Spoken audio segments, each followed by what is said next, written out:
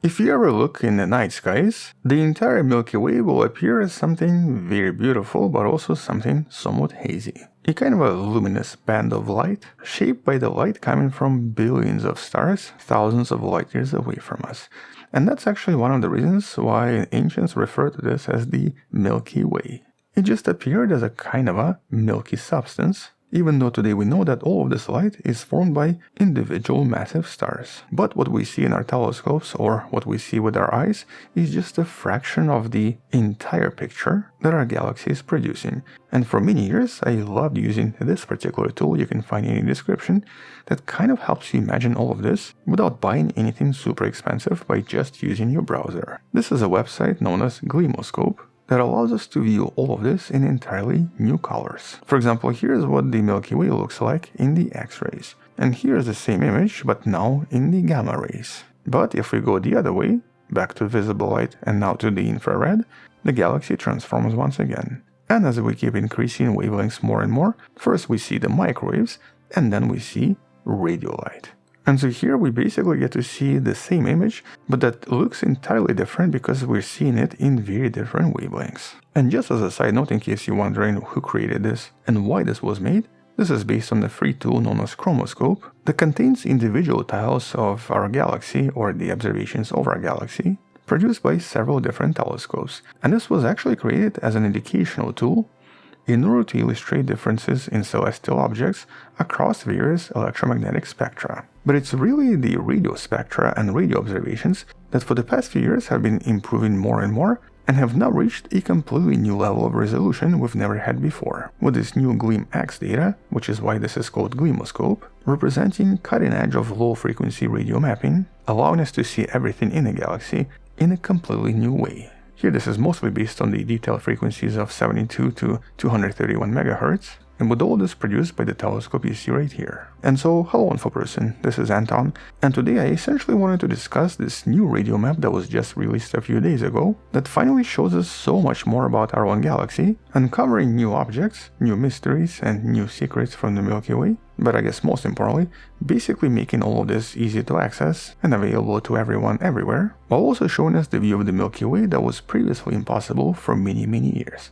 And there's a really important reason for this. Since we're located inside a galaxy, most of the interstellar dust and interstellar gas in the Milky Way effectively blocks most of our view and prevents us from seeing most of the structures in the Milky Way itself. And so in some sense, these visible maps only show us a tiny fraction of everything in the Milky Way, because it's kind of like standing in a dense fog trying to map the entire city around you. But pretty early on, astronomers discovered that radio light easily goes through most of this dust and most of this gas, and technically would allow us to see everything in the entire galaxy, assuming we could somehow see it. And that's because low-frequency radio waves penetrate thick clouds very easily, and can even show us objects located on directly the opposite side of the Milky Way. But the thing is, mapping galaxy in the radio light is surprisingly challenging, specifically below certain frequencies of 400 MHz, and mostly because of technical issues like signal scattering, which usually increases frequency drops, and also a lot of pervasive background noise from galactic emissions, such as emissions from electrons. And so in other words, for many years, the observations of the galaxy in radio light were more or less impossible. But it was always believed to be very important because it can help us probe a lot of mysteries of the galaxy, including emissions from various neutron stars, while also allowing us to see a lot of gas and dust interacting in various parts of the galaxy itself. So in short, if we want to understand everything in the galaxy, including the evolution of stars, we had to map the galaxy in radio light in very specific frequencies. But until recently, this was very challenging, and the ability to create these maps only became possible with powerful instruments like MWA or Murchison Wide Field Array. The telescope that doesn't actually look like a telescope, but is one nevertheless. And here it operates at 72 to 300 MHz in frequency and is located in Western Australia. And well, this is the foundation for a series of immense mapping projects. Actually, several projects that are currently going on and have been actively trying to map everything around us, releasing data once in a while. And well, one of these projects, known as GLEAM-X or GLEAM Extended,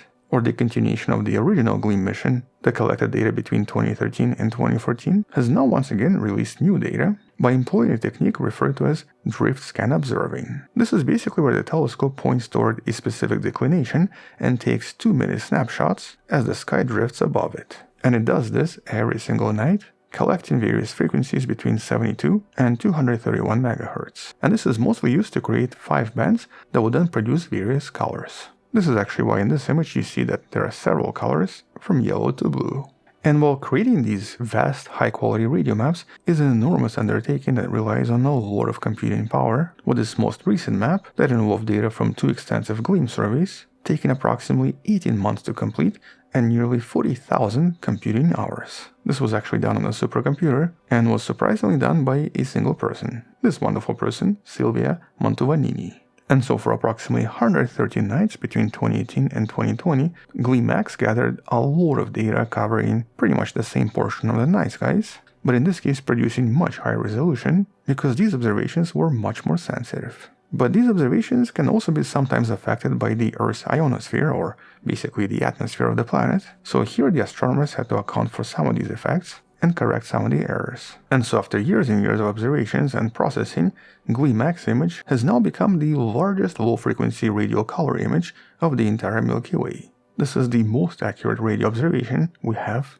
of everything around us. So for astronomers, this is an enormous leap forward. It has approximately twice the resolution of previous images and 10 times more sensitivity compared to what scientists were using right here back in 2019. But what exactly will this be used for, and how can this help us when studying astronomy? Well, once again, because this was observed in various radio bands, it actually produces radio colors, with the various colors in the final image revealing different physical processes and helping us map the galactic structures in more detail. So for example, a lot of these large red circles, that are by the way only visible in radio light, all seem to represent remnants of various exploded stars, or basically supernova remnants, that can help us understand the history of star formation in a galaxy and help us identify various remnants that should be present in the center of each of these circles. In contrast, the blue regions, that are usually much smaller, point to various stellar nurseries and dense clouds of ionized gas that represent practically the opposite,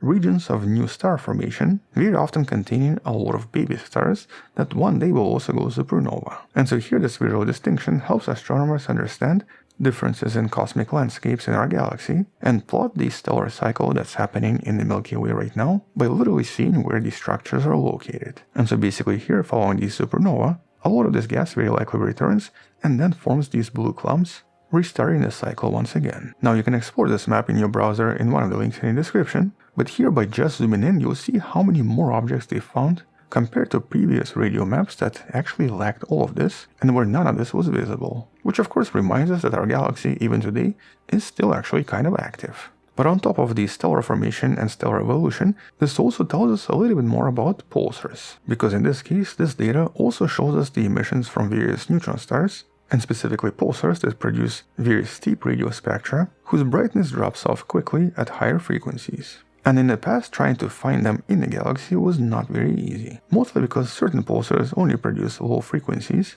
and their signal gets washed out and smeared out by a lot of additional interaction inside the galaxy. And so in this case, by using additional techniques, and by removing some of the smearing, researchers were able to discover additional pulsars that we never knew existed, with recent studies confirming that this method seems to be pretty useful, and discovering 106 additional radio sources that we never knew existed before. And so overall in this image there are approximately 193 individual pulsars, officially confirmed by GLEAM-X observations, and added to the catalog. Now not all of these star-like objects are going to be pulsars, but some of them are. And though right now there are no specific discoveries about these pulsars yet, 106 of them were actually observed in very low frequencies for the first time ever. As a matter of fact, by measuring their emissions directly, and by dividing their emissions into different bands, scientists were able to create an extremely detailed map of many of these pulsars, and even find a few new things about them, including the fact that many of them do not follow simple models when it comes to various emissions, and instead seem to exhibit very complex behaviors that currently do not make much sense. You can learn more about this in the study right here, with the link in the description. And so here, of all pulsars observed in this study, Only like 23% of them seem to be explainable with previous models. For many other ones, the so-called simple power law did not explain the emissions. And this complexity seems to highlight the role that absorption effects seem to play in the production of the signals coming from these objects. And specifically, whatever is discovered here should be very important in helping us understand physical processes happening extremely close to these neutron stars. So in other words, something around these pulsars seems to change how they emit radio signals and seems to shift some of the frequencies in ways that are right now difficult to explain. But beyond identifying known pulsars, scientists actually want to find new candidates, new radio sources, and new radio emissions, especially emissions from various compact objects. Now, most of these are still probably going to be pulsars and neutron stars, but some of them might be entirely new objects. And one of the ways this was done in this study was by cross-matching some of these compact radio sources with various known gamma ray sources from other surveys, such as the Fermi catalog produced by the Fermi telescope that's able to observe gamma rays. And it was using this method that they discovered 106 new objects that seemed to be associated with 73 unique gamma ray sources, but also resembled pulsars in their characteristics. And so right now, out of these 106 candidates, quite a few of them could be pulsars, but some of them could be something entirely new and entirely different. Either way though, right now we actually don't know. These are just candidates, and this map is entirely brand new.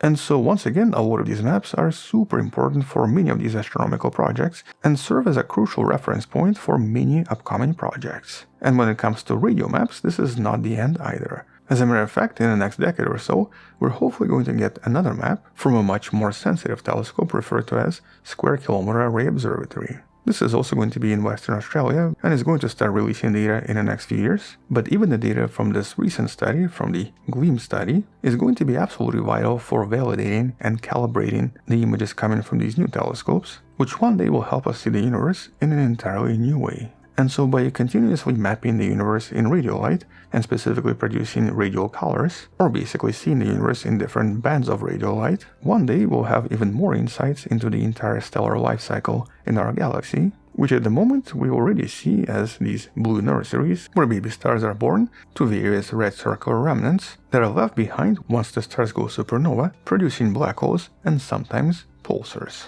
Pulsars that also produce emissions visible in this map. And so for astronomers studying our galaxy, these types of maps are absolutely crucial in helping us understand where everything came from and where all of the remnant stars seem to be located. And what's really mind-blowing is that up until approximately 1 decade ago, none of this was visible to us. The universe, which is of course a huge symphony of different signals, was mostly visible in visible light, was somewhat visible in the infrared, and we had some X-ray maps, but nothing as detailed as we have today. But then after just 1 decade of various space telescopes and various ground-based missions, we have so many different maps that now show us the universe in a completely different way. Gamma rays from the Fermi telescope, X-rays from Rosette and Chandra, infrared from IRAS and now James Webb, microwave radiation from the Planck telescope, and that's of course the map that's also showing us the cosmic microwave background, and the super accurate radio maps from GLEAM. With all of these maps serving as a kind of a census of everything in the galaxy and beyond it, and offering us precise coordinates and precise information about many different objects that were previously invisible to us, paving new ways for revolutionary discoveries in the next 10 years. And just like with the previous version of this map, I think by next year, by 2026, we should be hearing more about incredible discoveries coming from this particular map, as it starts being analyzed by other scientists, and as researchers looking at these maps start uncovering new incredible objects. As a matter of fact, the previous radio data released several years ago resulted in the discovery of these still mysterious odd radio circles that were only identified back in 2019. You can learn about this particular mystery in one of the videos in the description. But that means that we're going to be coming back and talking more about this once there are some updates, or once something is discovered after all. Until then, check out some of the previous videos in the description. Thank you for watching, subscribe, come back tomorrow to learn something else, support this channel Patreon where you can find additional videos without any ads and can DM me directly, or by joining the channel membership that grants you early access. You can also support this channel by buying the Wonderful Person t-shirt in the description below. Stay wonderful, I'll see you tomorrow, and as always, bye bye.